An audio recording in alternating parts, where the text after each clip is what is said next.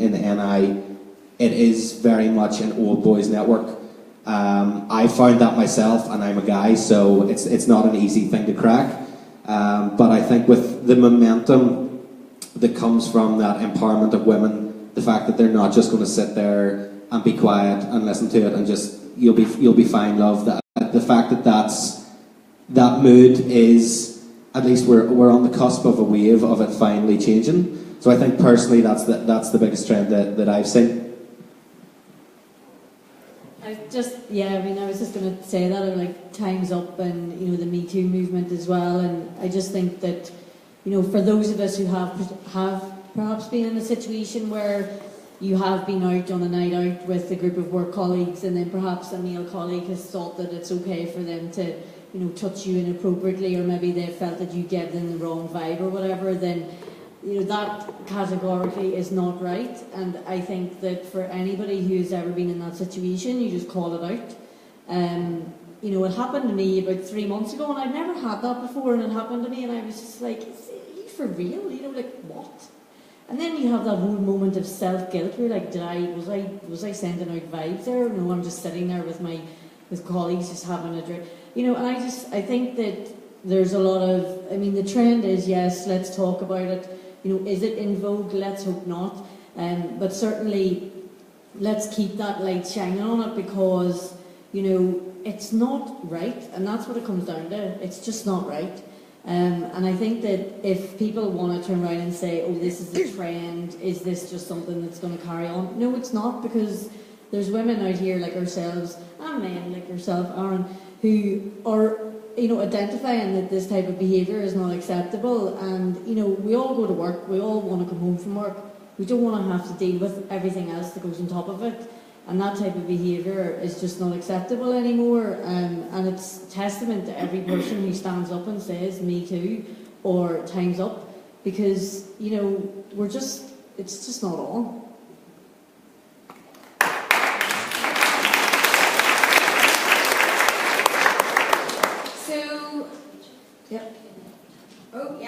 One more question. Okay. Controversially, right?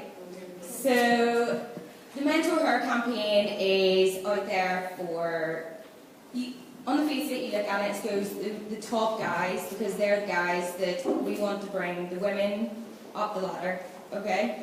Now, what happens if you have a guy owns his own business, really, all he wants to do is make a really good living,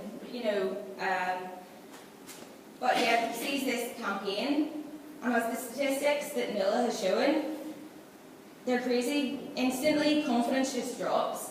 What is your opinion on that? How can we combat that? Because that's quite scary, and I can actually see why, as a male, I actually would just like, you know what, it's safer to just carry on doing what I've been doing, because I'm getting on all right here. So, how do you guys think we can combat that? Get on board or drown. Them, they're your options. If you want to be successful, then you're going to have to deal with this change which is happening. And unfortunately, what that change means is, for women to become equal, is men have to give up some of their power. They have to come down to be equal with the power that they have, if you want to get into all your feminist theory and all that malarkey. And so, of course, men don't want to get on board with that. Why would you want to give up your power? That makes no sense, absolutely.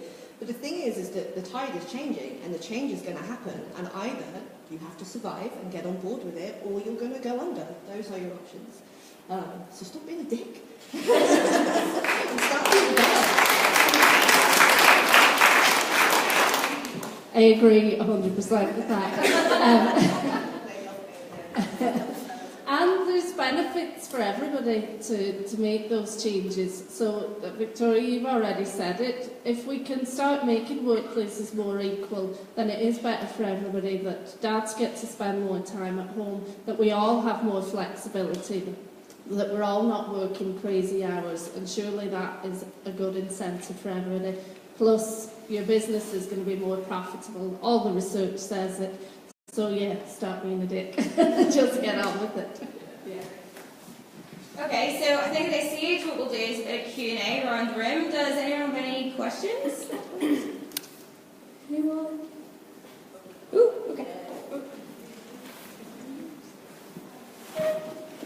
Hi. Hello. My name is Jean Barrett Quinn, and I feel, first of all, I just want to say thank you all for tonight. I feel this is such a serendipitous event. Everything that you've been talking about tonight really resonates with me. As you can see, I am going to be responsible for a responsible parent to bring this one up with just a really good balance of what, you know, they should be contributing to the world as a whole. And what I just wanted to ask is, myself and my co-founder have just launched the Future Female Leaders NI Circle, and it's for women between 18 and 25 years old. And just from hearing you all talk tonight, it just sounds like obviously there's such a gap in kind of the circles at the minute for this group, and it just really enforces the need for us to have it, I believe.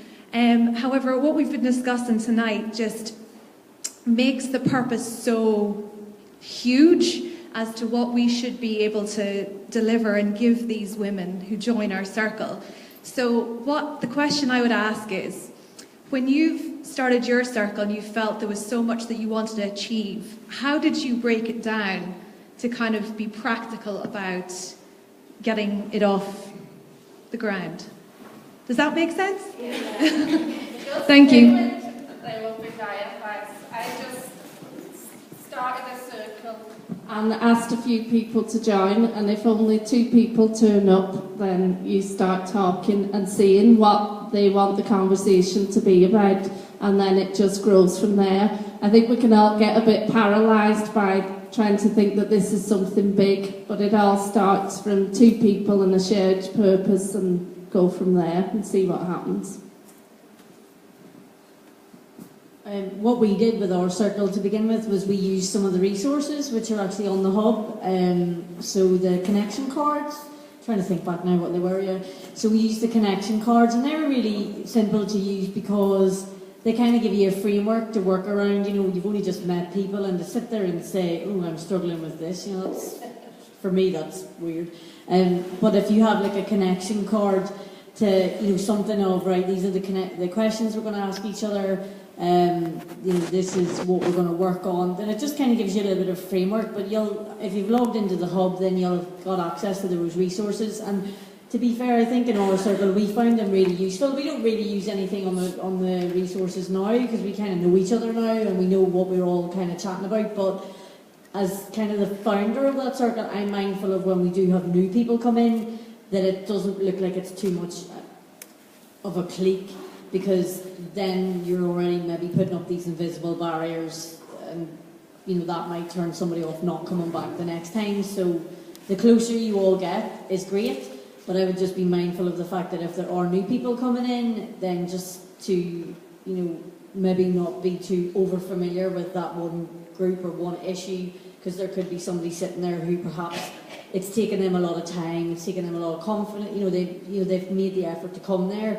And that could be a huge thing for them, because maybe confidence isn't something that they have an awful lot of, and you just want to make sure that everybody gets the best out of it. And one of the things we do at the end of our circle as well is just do like a quick fire minute round, like reflect on what you've got out of tonight. So just a quick like, oh, how do you think that went? And, you know, everybody just take away their action, and then that's it. So yeah, go for it. Do you guys have a question?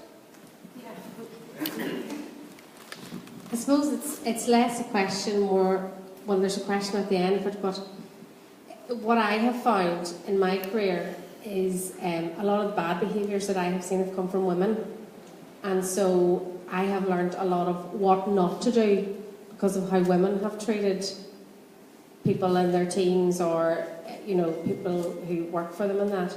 And I suppose one of the issues is that getting more women in there, so that somebody coming along, starting their career or trying to progress in their career, whatever stage they're at, can latch on to somebody, to a female who is a good role model. But I suppose I want to ask, how do you move out of the way, or how do you move them out of the way if it's a woman who is displaying bad behaviours? These potentially misogynistic behaviours that men are always stereotyped as having, but actually you do get women who have those as well, and maybe it's all moved on and there's less of that, but certainly it's something that I have come across where I have had less men cause issues or, you know, put you down as much as women would. So I think that's a completely, you know, it's a different turn, and I think the mental her thing is brilliant, and I would hate to see it move the other way. But certainly, in my experience, there has been a lot of bad behaviours displayed from women. And how do you move out of the way of women if the company's trying to make women more senior and they're not cutthroat, but they're, you know, they're displaying worse behaviours than men, but because they need to move them up because of that gender bias kind of thing, you know? Good question.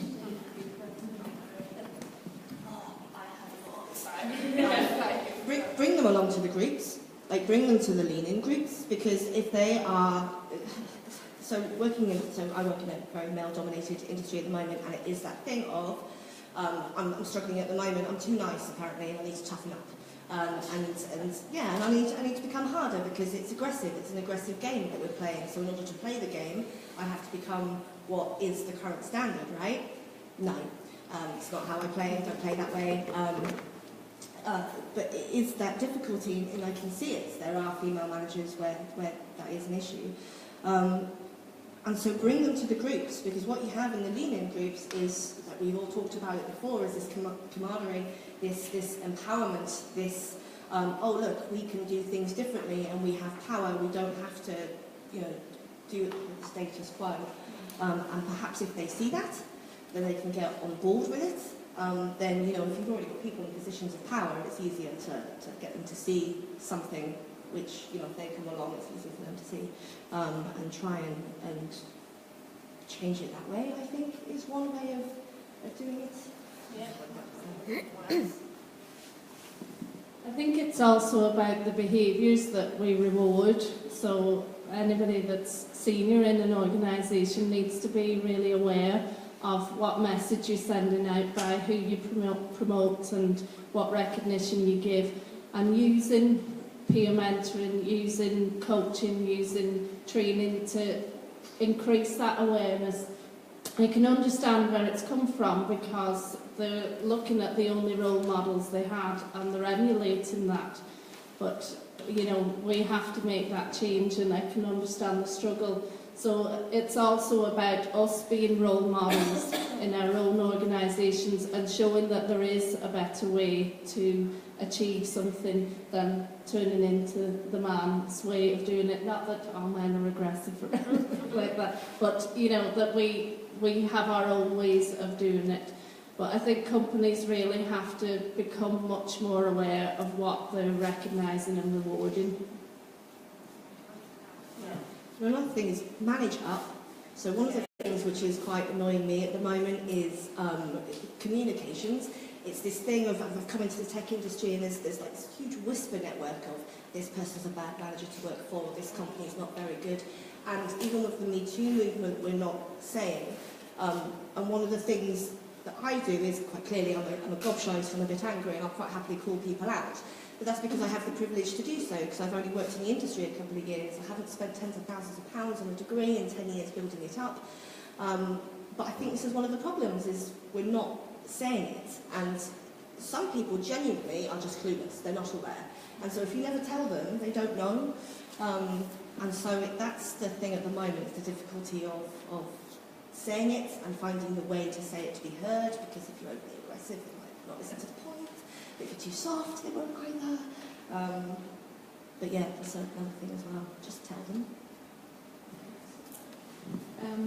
Last year, one of the most enlightening sessions of the Lean In partnership was the session that Sinead and Lisa gave on unconscious bias. So that, I mean, that was recognising. I thought we all think that we're all pretty good at knowing what we're thinking about about male and female colleagues, but it's so simple, the things that you don't recognise, and maybe bring something like that into companies that maybe geared towards men, but the women are going to benefit completely from that kind of session as well. Any other questions?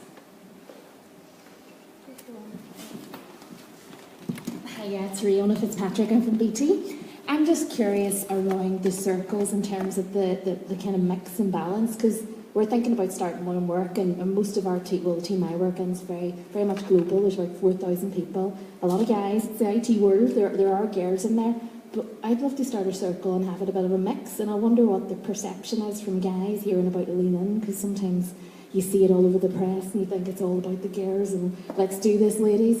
And I'm just wondering how do I position and play this to the guys in the team, because I kind of want it to be inclusive, and I wonder, is there ones out there like that already? What's your top tips and what have you learned so far?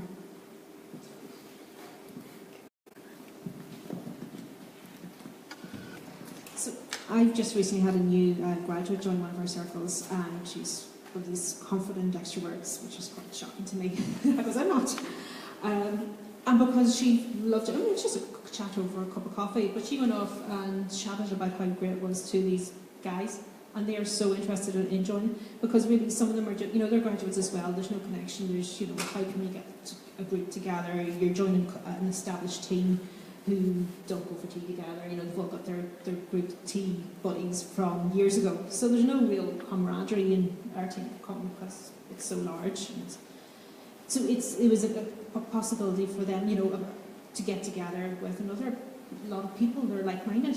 And they are going to be joining our next meeting, and I'm so pleased. But we are just in the mix of people as well. I mean, I would recommend that these group circles are in one location. I need to beat them, sorry.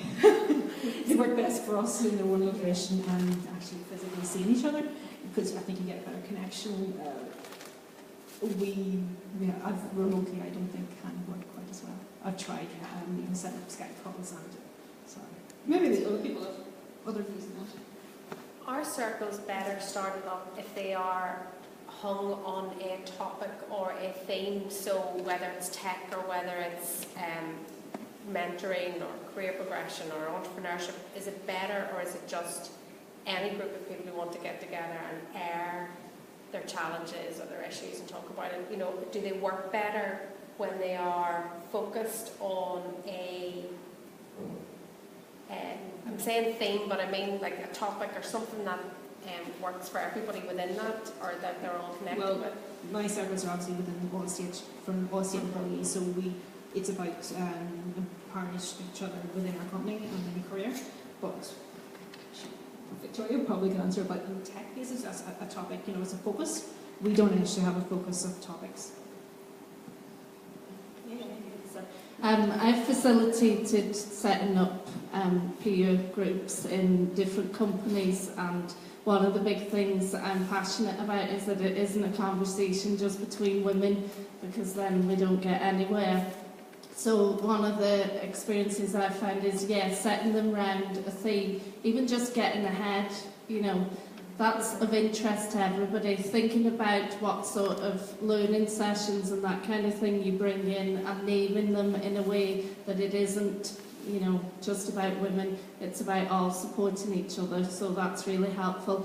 And I have found that remote ones can work very well. Using tools like Zoom and whatever, people can get really involved, and as long as somebody's facilitating it, then it does work really well. Yeah. We have different kinds of events. We pitch some events to be as just women, and some events are mixed. I say we because we have a team, and there's a couple in the back there who do all the hard work. So we're doing workshops at the moment, and all the workshops which are planned for this year are about raising your profile and writing technical talks and sort of doing talks on the circuit. And those are predominantly aimed at women and other minorities, because they're the ones who aren't currently on the circuit talking. However, then we organise other events, and the aim of that is to have open public discussions about all the issues that we're talking about, and those we actively pitch, and I actively encourage men to come, and will contact men in companies that I know and say, this event is happening, you are encouraged to come and bring some of your male staff to here and be part of the conversation, because otherwise they won't turn up. In my experience, they go, oh, it says women in the title, so it's not for us, and they'll stay away. So I would say that's quite important.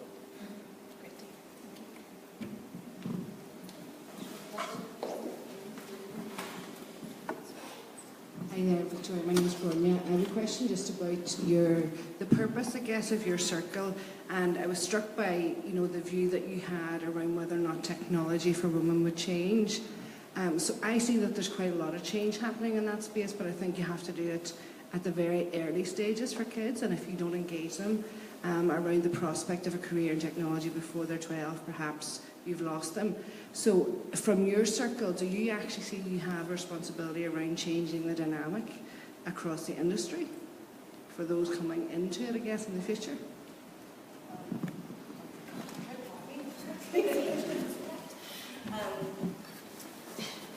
So long-term plan, yes, ideally.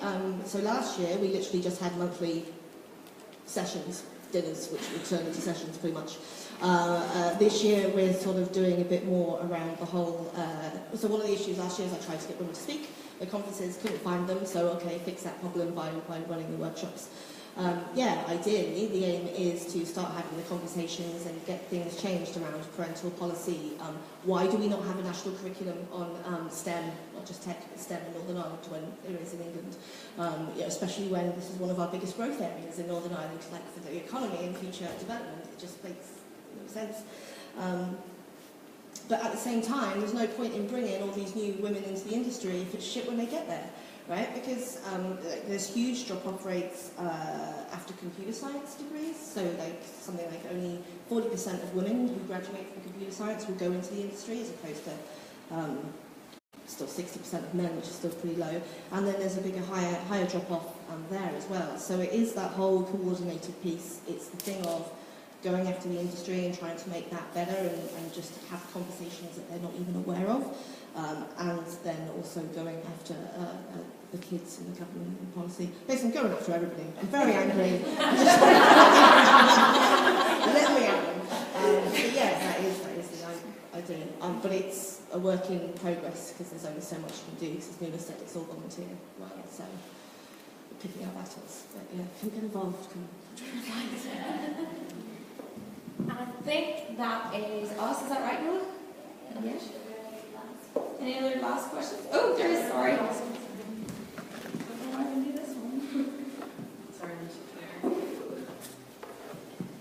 It's just an awareness thing, really. In April, all UK companies with over 200 employees are supposed to be publishing their gender pay data.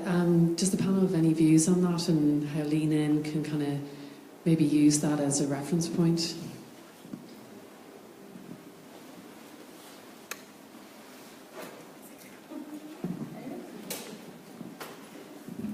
Yeah, I think it's when the shit's about to hit the fan, basically. It's going to make companies start taking things seriously because they are going to have to start publishing this data, and we've seen what's happened in the BBC when they've done that, and we're going to see what happens with other companies. Some may be cleverer at hiding their bad news than others. But the good thing is I've been working with a few companies that are being really proactive in that, and time's up. And they are getting ahead of the figures and communicating that they're behind in this and asking their employees for help and opening up that conversation and saying, right, we recognise we need to do something, so let's all get our heads together and do it. But I think we are going to see a big push because of that and Lean In and more. It's going to be more of a local thing than a US-led thing, but obviously we all have our role here to play in that too.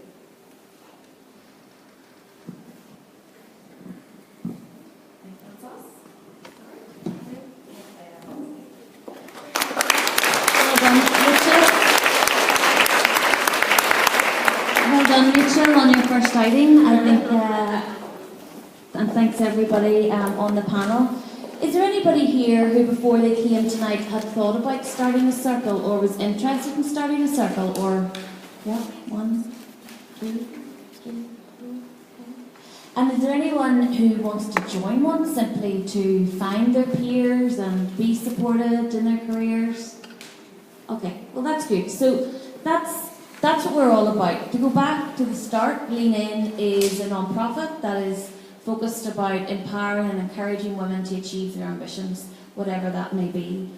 And we do it through public awareness, through education, and through circles, which are peer groups that meet. We have to remember that the reason Lean In started is because of the state of the world at the moment, and therefore we need to create safe environments where women can come together, support each other, help us find our voice, find our strength, and progress. We do have a lot of male supporters across the board. We don't have very many male circles, and there's reasons behind that, but we do need to support and have to have the conversation with our male colleagues. So we are advocates of that, and we want to continue to do that. The benefits of having a Lean In circle, I just want to briefly touch on my own journey, which started out a few years ago. And the reason I'm doing it now and tonight is because for the first time in a few years I've been really challenged with where I'm at, with where I'm going. And because, you know, it's great sitting up there with Sheryl Sandberg, it's great standing there and having Lean In behind you and all these great accomplishments that everybody reads about. But you know, the reality is that I've been really relying on my peer network of the past year, and therefore we're all going to go through times when we need to.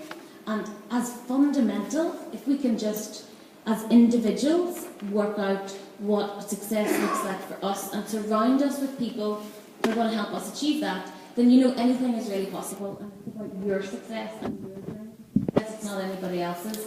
So that's why I would really encourage you all to think about joining the circle, building your leadership skills. I didn't have an opportunity to work for a large organisation, and Lean In has afforded me that. I've gone places I never thought I could do, but there's still challenges. I don't have the answers to all the questions, but we're having the conversation, and for that I thank you all for being part of that conversation and part of my journey that has ultimately helped me be successful in certain areas of my life. So that's just a shout out to you. I also want to give my top tips that kind of collectively sum up everybody else's, which are, you know, keep trying things out, learn from every experience, know when and how to ask for help. If your group gets too big and you need a leadership team, you need committee members, ask. Nobody knows unless you ask. And know how to have the hard conversations when things aren't working out, and that's the biggest part of feedback, be it good or bad. At least it's feedback, and from that you can then work. It's like the publication of the pay and the salaries. You have to start somewhere. So there's going to be a lot of red faces in the room, but you have to start somewhere, and therefore from that you can build. And then channel your energy, because you don't want to burn out. Sometimes you have to lean out. Ask your members what they want. Stay in touch with your community as it grows. Keep asking them questions, finding out, getting feedback, good and bad, and support each other, to encourage each other to lead, to do stretch things like Rachel moderating tonight. Some people standing up and talking. I'm more comfortable now than I was 3 years ago. I'm practically a different person, but it's just through practice, you know, makes permanent as opposed to perfect. And finally, I want to do the demo, which is really simple actually, folks. The thought process is before you go to the website. It's what do you want to get, what type of circle do you want to build, who do you admire that you'd like to join on, and it's about leaning in and reaching out to them. So I'm going to get everybody to take their phone and to go to leanin.org. This is an interactive demo session, not very sophisticated.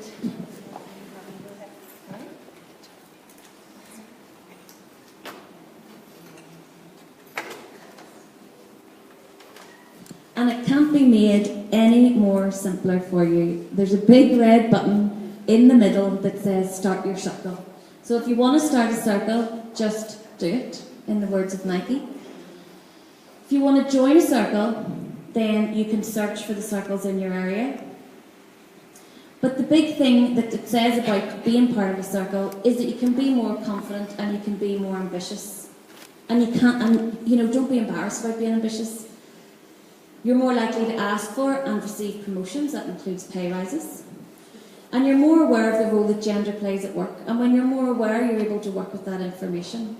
So if anybody's brave enough, I dare you to start a circle, give it a name, connect with 6 to 12 women or men in your workplace, in your community, and let us know how you get on. And we're here if you have any questions. We're on Facebook, Twitter, at Lean In Belfast, LinkedIn now, the Lean In Belfast page, and we live in Belfast, Northern Ireland. You can pretty much get access to anybody as long as you have internet connection. So I encourage you all to go forth and build your circle. Thank you all very much.